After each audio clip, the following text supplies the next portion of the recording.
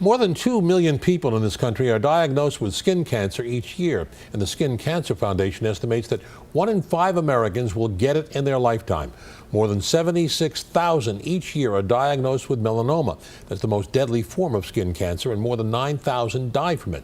While the summer tan, of course, is a hallmark of youth and beauty, it could produce a dark cloud over your life.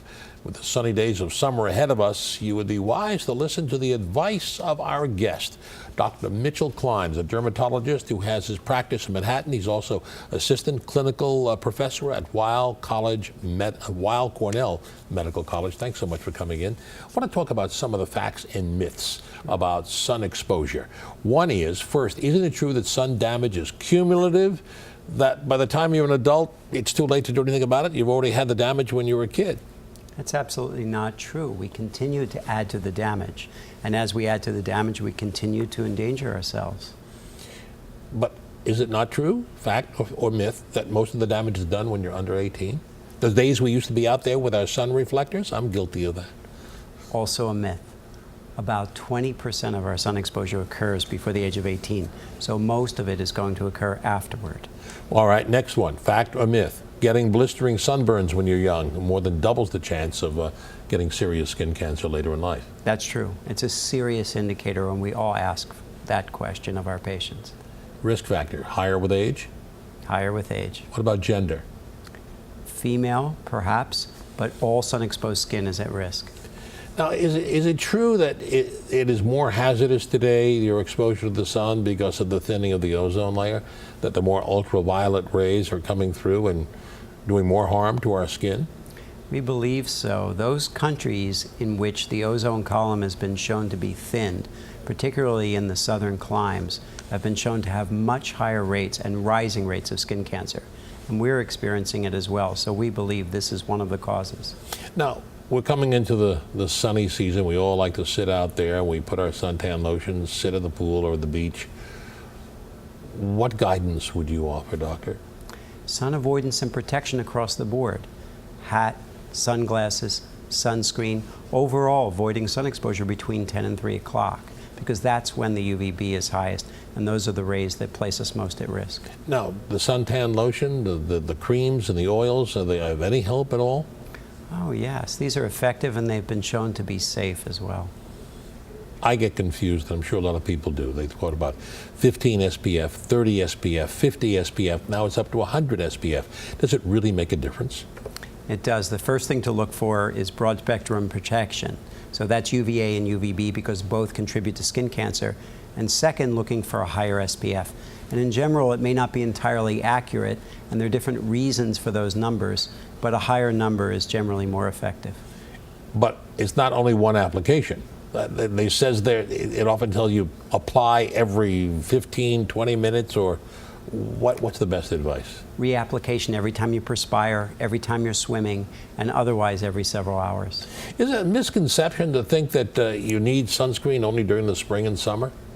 No, it's a year-round issue because exposure is year-round, and so it's really necessary to wear it on a daily basis. What about clouds and umbrellas? Aren't they adequate protection?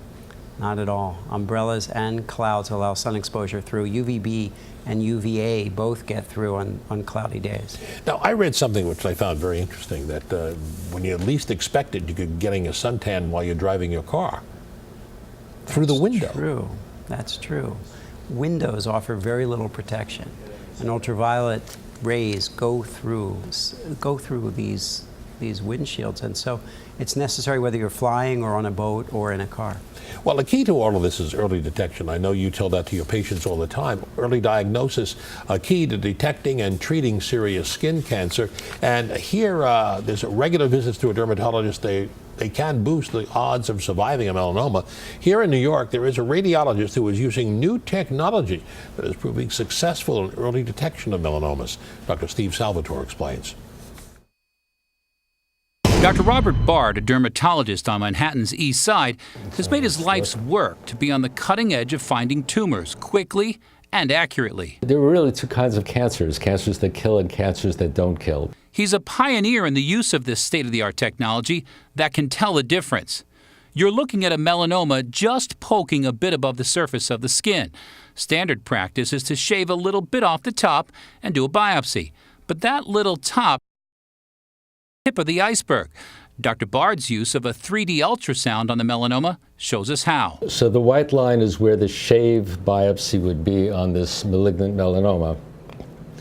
What's important is if you would actually have done the ultrasound scan below, you would see that the tumor has already spread below to the subcutaneous tissue before you do the biopsy. This is currently what we're doing now with breast cancer and prostate cancer. You look very advanced disease, which the doctor can't feel because the spread, the metastasis, is below what he feels with his finger or what he can see with his eyes. This is an example of why it's better to look at the skin and under the skin with either the MRI or the ultrasound before you do the biopsy. The 3D imaging allows you to see the skin and the subcutaneous tissues in 3 dimensions. While something may look obvious in one plane that you're looking at, it may be even more apparent to see the depth of it or the configuration of it in the second or third plane that are simultaneously visualized. This 3D is a much higher resolution machine than most ultrasounds. Dr. Bard is able to show a surgeon exactly where to cut, how wide, and how deep. If there is a tumor that's growing under the skin, using robotic technologies, computers and MRI or ultrasound, we actually fuse them together. We put the laser fiber into the area that's abnormal and you heat it using the laser.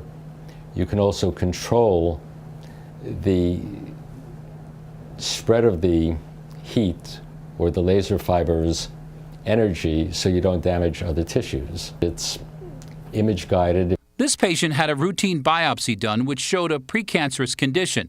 But before her doctor did any freezing or cutting, he sent her to Dr. Bard to find out what was going on under the skin. I'm not facing surgery. I mean, I'm so relieved. Nobody wants surgery, especially on the face. Now here's a man who had surgery on a tumor.